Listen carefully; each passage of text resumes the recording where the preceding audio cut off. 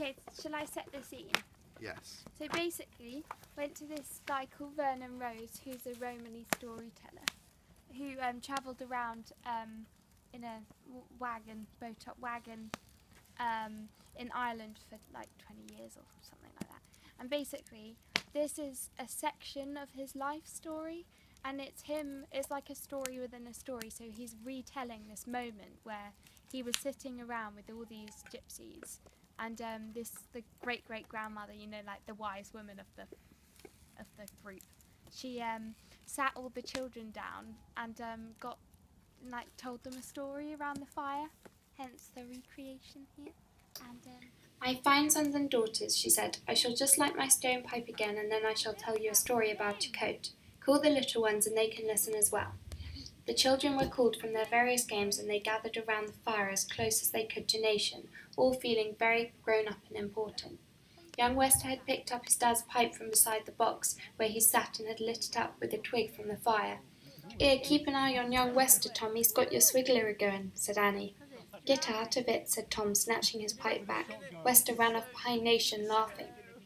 "Now then, my sweet ones, get yourselves settled down, and you listen to this story I'm going to tell you about a fine coat," said Nation. "Is it like Grandad Jonty's coat, Mother Nation, with silver shillings for buttons?" asked little Amalia, Nathan and Amber's girl. "You just listen, Amalia, and you shall learn what sort of coat it was," said Nation. She drew on her pipe and looked around the fire at them all with her wise, gentle eyes as she began. "There was once a young gypsy man. He was a Boswell, and his name was Amos. He was 19 years old, and he travelled with his family. Now this Amos, he was deep in love with a girl called Ruby, who was one of the hands. She was 17 years old, and deep in love with him. So you see they asked their parents if they could be married and set off on the road together. And so they were married because the two families were friends for a long time, and they knew how much in love Amos and Ruby were. And you know you can't gainsay love. Now then, this was a long time ago. It wasn't your time, and it wasn't your dad's and Mummy's time. It was the time before the motor cars and the lorries came, and before the big wars came. So when they were married, they set off together on the road, and all they had was a pony, a little two-wheeled pop-cart with a bit of accommodation on it, a box with a few pots and pans, a clean sack with a few spare clothes, 2 patchwork blankets, and Amos's box of tools, for he was a very clever man at any sort of working in metal. "They didn't have much, did they, Mother Nation?" said Amalia. "That they didn't, my fine daughter. Not much in things, no fine clothes and jewels, or a big high wagon like mine. But they had each other to love, and they were young and strong, so what more did they need? Now then, they had a few shillings saved up, and so they took things easy for a day or two. And then one day, as they were jelling along, and Amos was keeping his eye open for anything he might see that could be useful, he saw an old copper boiler that someone had thrown away in a hedge bottom. Now that boiler was all bent and battered, but it was good copper. "Did he take into the scrap-yard, Mother Nation, that copper bring a good price?" said Wester. "No, he didn't do that, Wester," said Nation, smiling at him, for he had a better plan for that old boiler. That evening, when they set up their camp, he got out his tools and his little anvil, and he set to work on that boiler. First he opened it up, and then he hammered it out until it was flat, and then he drew out shapes on it, and with his thin snips he cut out those shapes. Then he tapped away with his hammer on the anvil and shaped that copper all round. Next he got out a box of little rivets and a drill, and he made holes along the copper, and he riveted it together. And he polished it with sand, and he shaped up a piece here and a piece there till he'd made a kettle, and that was a fine kettle, as you could wish to see, for he was wonderful clever with metal." "Did his Mrs. Ruby make him a brew in it, Mother Nation?" "Oh no, she was too pleased with that kettle to use it. They thought that they would be able to sell it and get some money." Now then, the next day as they were jelling along, Ruby was looking at Amos, and she said, "We must get you a new coat, my love, for the one you've got is all wore out, and it's not fit to put on a scarecrow." Now then, that very same day when the sun was high, they stopped by the road to make some tea, and whilst they were there, along comes a big brush wagon. A brush wagon was like a shop on wheels, because times gone by not many villages had a shop, and folk would be pleased to see the brush wagon coming along the road. Now then, this brush wagon that came along when Amos and Ruby were drinking their tea belonged to a travelling man called Penny-off Joe. And they saw him, so he pulled his wagon off the road and had a cup of tea with them, and a smoke on his pipe. After a few minutes, he sees that fine copper kettle that Amos had just made, and he said, "That's a rare fine kettle you got there, brother. And you just have a look on my wagon and see if there's anything you fancy, and happen we can have a bit of a deal." So Ruby looked up onto the roof of the brush wagon, and under the tarpaulin cover she saw a roll of cloth. It was a sort of cloth called Harris Tweed, and that's the kind of cloth that is very hard wearing. Now, it had every colour in it that you would see on a heath in summertime. It had the colours of heather and the colours of gorse. It had all those colours and more, said Nation. Ruby thought it was the prettiest piece of cloth she had ever seen, and she knew that it was very strong and would wear well. So she whispered to Amos, and Amos, he said to Pennyoff, "Shall you chop that roll of cloth for my kettle?" Pennyoff replied, "You put a shilling in my hand, and we've got us a deal, brother." Now why Ruby wanted that piece of cloth was so that she could make Amos a new coat, and that's what she did. And after a week that coat was finished. Oh, it was a finer coat as ever a young gypsy man had. It was cut and sewn in the proper way. It had 5 buttons up the front to fasten it right up to the top when the wind blew cold. It had 5 pockets on the outside with a button-down flap on each of them. It had a pocket on the inside with a button-down flap to keep money in, and it had a long deep pocket across the back inside, so that if a rabbit or a pheasant should jump out of a hedge when Amos was passing by, and that rabbit or pheasant was feeling a bit cold and tired, why then it could just jump up inside to that big pocket, and it would feel as warm and safe as ever so. The children all laughed at that. Young as they were, they knew where their dinners came from. "Did it have silver shillings for buttons, like Grandad John's?" said Amalia. "Oh no, my dear, for all those pockets that would have taken 11 silver shillings, and that was a great deal of money in those days. No, the buttons were made from slices that Amos cut from a blackthorn branch with his knife. Well now, then the years went by, and they had a bow-top wagon and 2 good coloured horses and a little boy called Nelson, and they had a few pounds saved up, and one day as they were jelling along, Ruby said, "That coat I made you is all wore out. That's not fit to put on a scarecrow."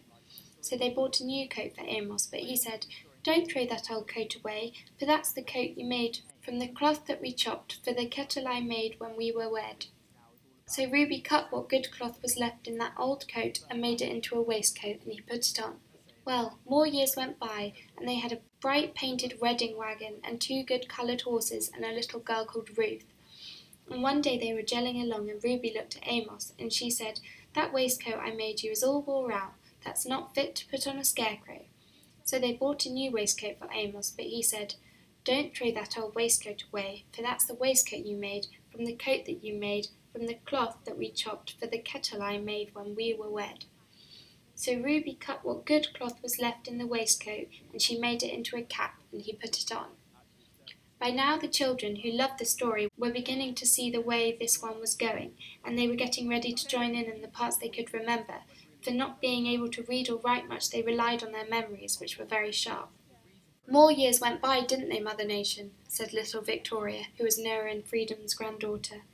"That they did, my pretty daughter," said Nation, and by now Ruby and Amos were getting just a little bit older, and they had a fine ledge wagon like my own, and they had 2 strong horses, and they had a new bow-top wagon and a coloured horse, and that belonged to Nelson, who was a young man by now, and they had another little boy called Thomas. Then one day, as they jelled along, Ruby looked at Amos, and she said, "That cap I made you is all wore out. That's," and here several small but loud voices joined in unison, "that's not fit to put on a scarecrow." Nation smiled round at them all and nodded. So they bought a new cap, but Amos, he said, "Don't throw that old cap away, for that's—" She paused and looked round at the small bright faces, and they joined in again a little more hesitantly. "That's the cap that you made, from the waistcoat you made, from the coat you made, from the cloth that we chopped for the kettle I made when we were wed." Not quite in unison this time, but near enough. Oh, the small ones were enjoying it famously. "What'd she make 'em this time, Mother Nation?" "She couldn't make nothing out of that old little bit of cloth, could she, Mother Nation?"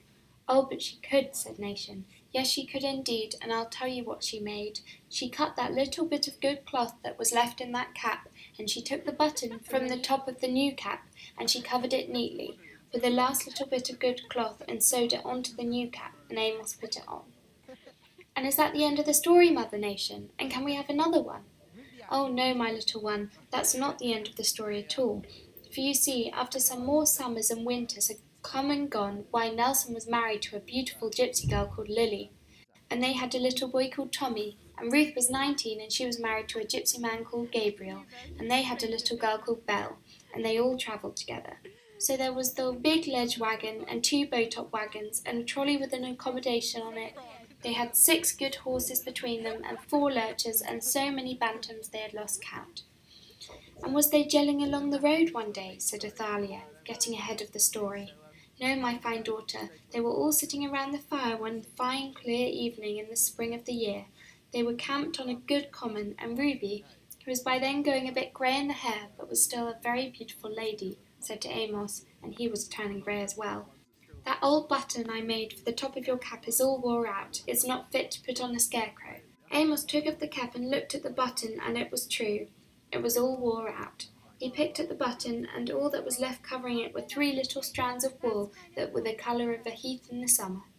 "Well now, that's really done for this time, my love," said Ruby. "We can't make nothing out of those 3 little bits.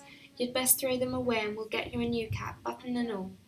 But Amos, he looked sadly at the 3 bits of wool, and he thought, and then he thought some more, and he said, "No, I'll not throw them away. I'll make them into something." The old lady paused for a moment and looked round at the eager young faces. "Now then, my dear ones, can any of you think what Amos could have made out of those 3 little bits of wool?" She looked from one to the other, and at the parents, her wise dark eyes shining in the firelight, and a slight smile about her mouth. They were all quiet, looking at each other. Then young Wester spoke up. "Did he smoke 'em in his old clay pipe, Mother Nation?" "Is that what you puts in your stone pipe, Mother Nation, that smell funny sometime?" said little Amalia. "No, Wester, he didn't smoke them in his pipe, and nor don't I smoke wool in my pipe, little Miss Boshville. That funny smell, as you call it, is good Balkan tobacco, all the way from cold Russia," said Nation, smiling at little Amalia. The grown-ups laughed as well at the thought of Mother Nation smoking wool in her pipe. "Well now, I'll tell you what happened," she said. Amos, he held on to those 3 bits of wool, and he put them carefully in his waistcoat pocket, and he said, "I aren't a-going to throw them away, because that's the button," and here they all joined in again. "That's the button you made from the cap, that you made from the waistcoat, that you made from the coat, that you made from the cloth, that we chopped for the kettle I made when we were first wed, and I'm a-going to make it into something." Well, my dears, they all sat round the fire all those many long years ago. Amos and Ruby, their 2 sons Nelson and Thomas, and their daughter Ruth, Nelson's wife Lily, and Ruth's husband Gabriel, and their 2 grandchildren, Tommy and Belle. The 6 horses grazing on the common, the 4 lurchers under the wagons, too many to count, pecking at the ground all around them. Well, they all looked at Amos, and they looked at each other, but he did make those 3 bits of wool into something. She paused and looked at them all, and they all looked at her. She went on. He made them into a story, and that's the very same story that I've just told you.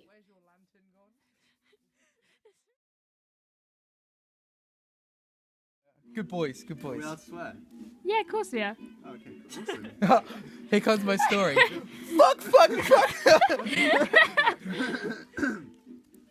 Right.